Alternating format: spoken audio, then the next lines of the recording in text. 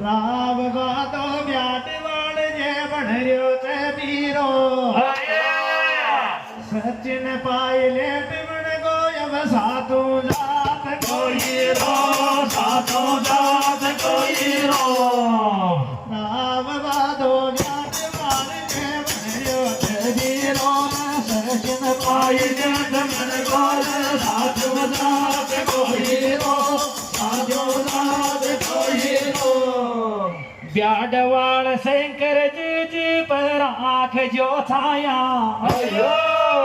ब्याडवाड़ शंकर जी पर आँख जो छाया ऐच में क्या जाच दूल्हा राज से ताज के माया राज से ताज के माया ब्याडवाड़ शंकर जी पर आँख जो छाया ऐच में क्या जाच दूल्हा राज से ताज के माया राज से ताज के माया ब्याडवाड़ा को शंकर लाल जी भी लागे से बीरो रामगढ़ की पावन धरा पैया गो राज से तान कोई। बहुत बहुत आभार और धन्यवाद। और अब मैं बुलाने जा रहा हूँ जन जन के नेता, हिंदुस्तान के मन के नेता श्री सचिन पायलट जी। एक बार जोरदार तालियां।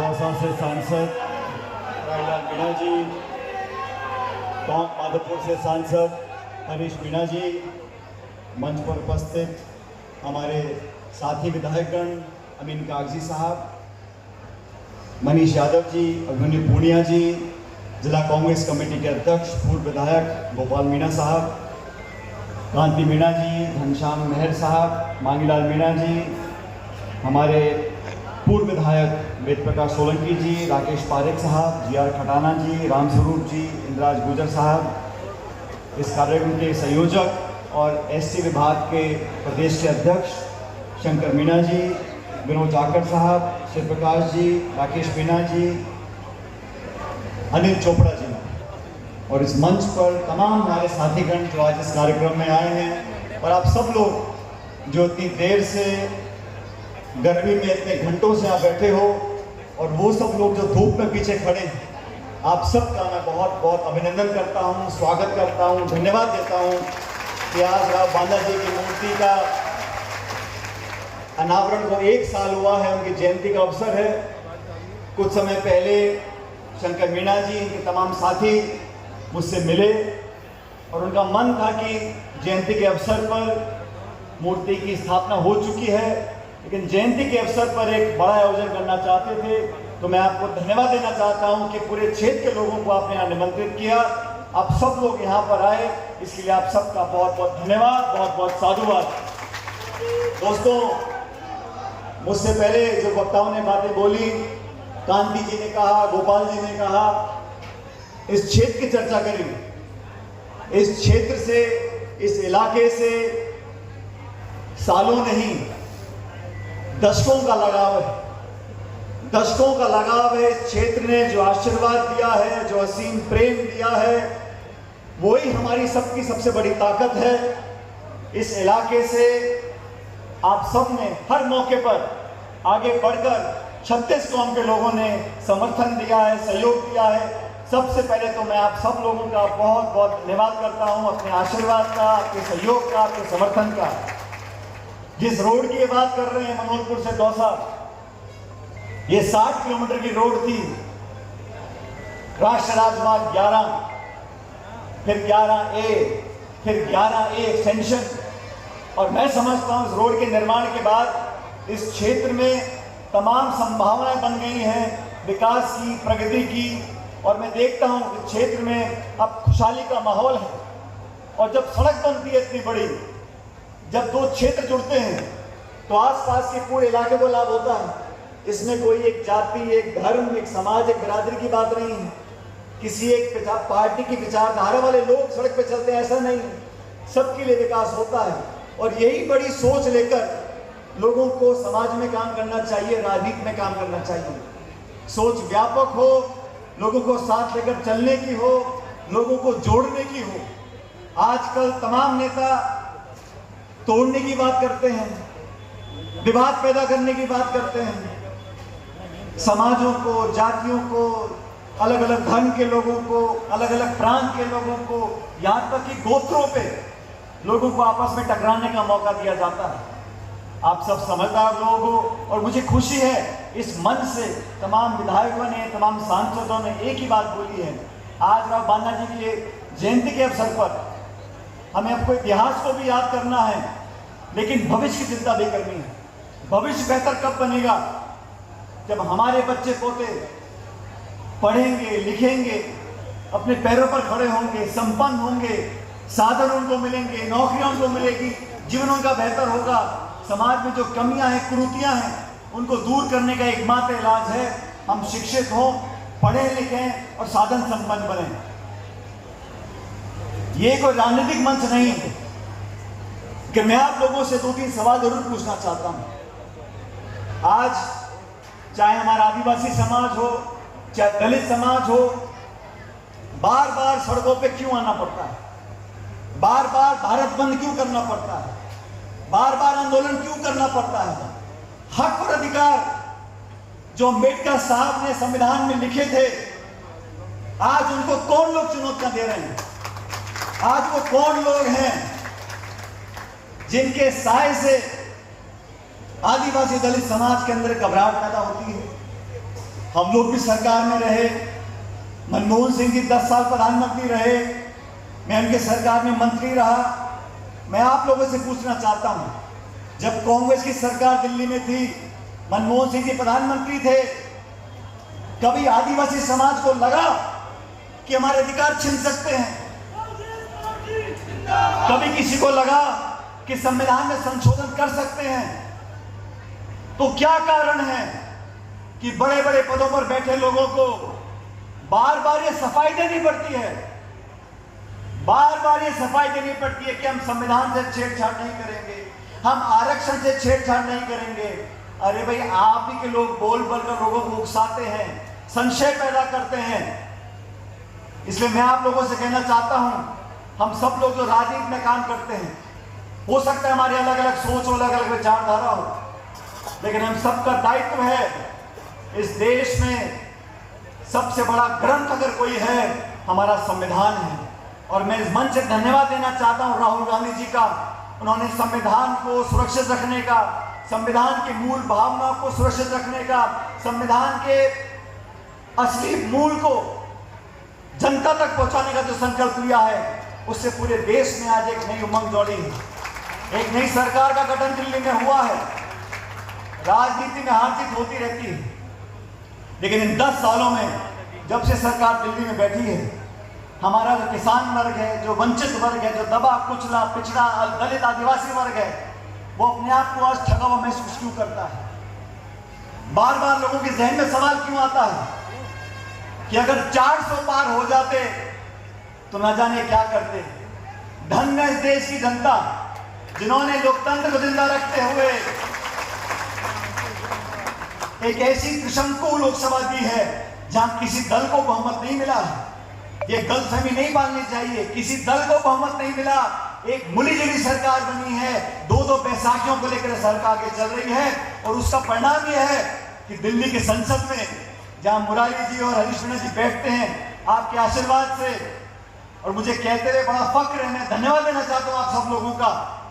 चाहे धौलपुर हो, चाहे भरतपुर हो, चाहे दौसा हो, चाहे टोंक हो, सब जगह प्रचंड बहुमत के साथ कांग्रेस पार्टी के हमारे सांसद जीत कर गए हैं। यहाँ मेरा छोटा भाई अनिल चोपड़ा बैठा हुआ है। आप लोगों ने कसर कोई नहीं छोड़ी, पूरा मीटर खींचा था, 18-20 हजार से जीत कर गए रामगढ़ से, लेकिन साजिशपूर्ण तरीके से उनको संसद में जाने से रोका गया। लेकिन अनिल जी, आप नौजवान हो, आप हिम्मत रखो, संघर्ष करो, जब जनता मौका देगी तो छप्पर फाड़ के देगी, फिर तो रोकने वाला नहीं मिलेगा। हम लोग प्रचार करते हैं किसान की बात, किसानी की बात, गरीब की, मजदूर की, नरेगा की, शिक्षा की, रोड की, बिजली की, स्कूलों की, अस्पतालों की, कॉलेज की। देश को विकास करना है, देश को जोड़कर रखना है। चाहे महात्मा गांधी हो, चाहे राजीव गांधी हो, इंदिरा गांधी हो, हम लोग क्या बातें किया करते थे? ये देश सबका है, सबकी भागीदारी है, सब नागरिक बराबर हैं। कानून संविधान बोलता है हर नागरिक का एक वोट है, कोई पक्षपात नहीं होगा, कोई भेदभाव नहीं होगा, संविधान सबसे ऊपर है। देश की सरकार चलेगी तो संविधान की भावना से चलेगी। आज ये माहौल बन गया। अब देखो, जब से राहुल गांधी जी नेता प्रतिपक्ष बने हैं, संसद में क्या हाल है। बड़े बड़े नेताओं के मुंडे मुरझा गए, वो रौनक चली गई, वो हंसी चली गई। और जो बिल लेके आते हैं, पहले कहा लेटरल एंट्री करेंगे, जो आईएएस के अधिकारी हैं उनकी भर्ती सीधा करेंगे। मतलब वहां पर भी वो जो दलित, पिछड़ा, आदिवासी, गरीब पक्ष के लोग हैं, उनके बच्चों को रोकना चाहते थे। हमने विरोध किया और सरकार को अपना आदेश वापस लेना पड़ा, क्योंकि ये विपक्ष की ताकत है, ये आपके संघर्ष की ताकत है। बहुत सारे बिल पार्लियामेंट में लेकर आते हैं, लेकिन जब पूरा विपक्ष धारता है तो संख्या बल देखो, 290 तो सत्ता के हैं और 234 विपक्ष के हैं। बहुत ज्यादा फासला नहीं है, लोग समझ रहे हैं। मैं आप सब लोगों से आग्रह करना चाहता हूं, हमारा आदिवासी समाज, हमारा दलित समाज हमारी आन बान और शान है। मैं आप लोगों को विश्वास दिलाता हूं, आपके हितों के लिए, आपके बच्चों के भविष्य को संरक्षित रखने के लिए जो भी हमें करना पड़ेगा, हम करने को तैयार हैं।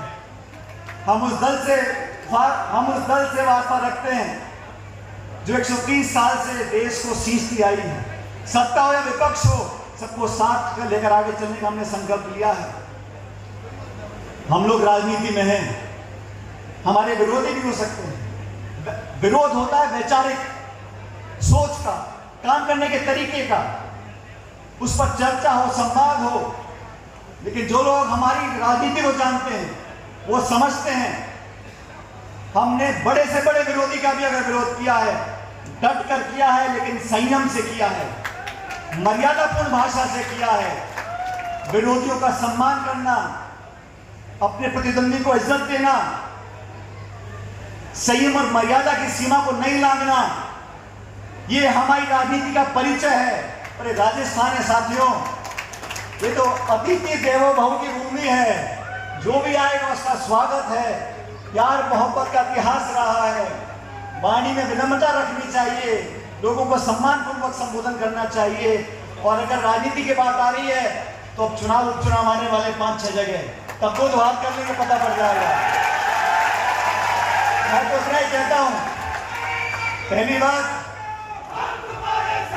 कि जीवन में समय कभी एक सा नहीं रहता, समय कभी एक सा नहीं रहता।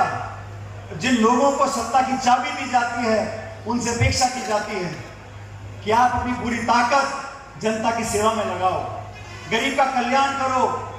आज क्या हालात बने हुए हैं, बच्चों का बलात्कार हो रहा है, विकास के नाम पर सिर्फ घोषणा हो रही है। इतना झगड़ा, मुझे पता नहीं कौन मंत्री है और कौन नहीं है। अब तो पूछते डर लगता है मेरे को। मुझे किसी पत्रकार ने पूछा, हमारे समाज के बड़े वरिष्ठ नेता हैं, दूसरी पार्टी के लेकिन बड़े वरिष्ठ नेता हैं, डॉक्टर किरोड़ी मीणा जी।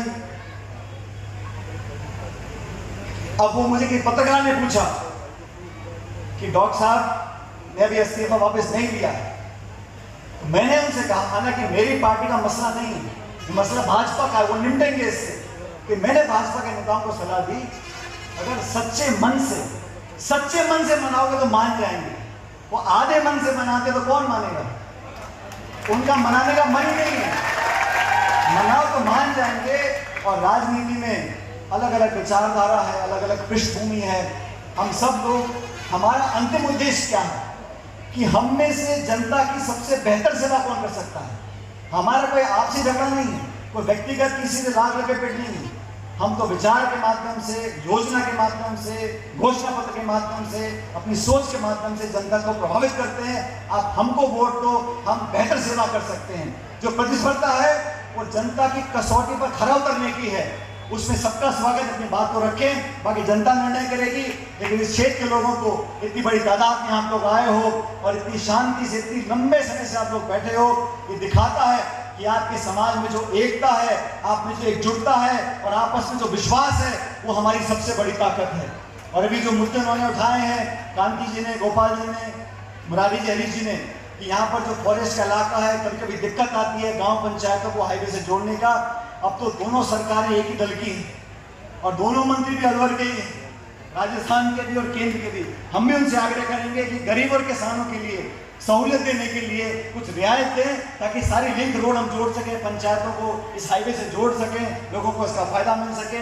मैं आपसे इतना आग्रह करूंगा, राजस्थान की धरती अमन, चैन, शांति, प्रेम, भाईचारे की धरती है और ये मर्यादा हमें बनाए रखनी है। हमारे पूर्वजों ने हमको ये पूंजी दी है कि पूरे देश और दुनिया में इस धरती की मिट्टी की जो महक है, वो खूबसूरती की है, वो प्रेम की है, वो भाईचारे की है, उसको हमेशा बनाए रखना। हम महात्मा गांधी वाली सोच के लोग हैं, हम सबको साथ लेकर चलना जानते हैं। इसलिए आप सबसे मेरा निवेदन, एकजुट रहें, ताकतवर रहें और समय बहुत जल्दी बदलेगा। यहाँ जो हालात मुझे दिख रहे हैं, बहुत लंबा चलने वाला मामला है नहीं, लेकिन आपकी एकता रहेगी, एकजुटता रहेगी, हमको ताकत मिलती रहेगी। मैं एक बार शंकर मीणा जी को, उनकी पूरी टीम को धन्यवाद करता हूँ कि आपने हम सबको आमंत्रित किया। आज जो मंच पे लोग बैठे हैं, हम सब आपकी सेवा के लिए हमेशा मौजूद रहेंगे। मैं परमपिता परमेश्वर से कामना करता हूँ कि आप लोग हमेशा मुस्कुराते रहो, फलो फूलो, आगे बढ़ो और ईश्वर आपकी झोलियों में खूब सारी खुशियां डाले। आप सबका बहुत बहुत धन्यवाद। जय हिंद, राम राम साहब।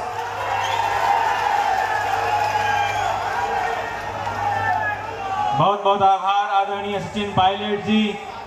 काफी देर से ये जनता आपकी मोहब्बत में, आपके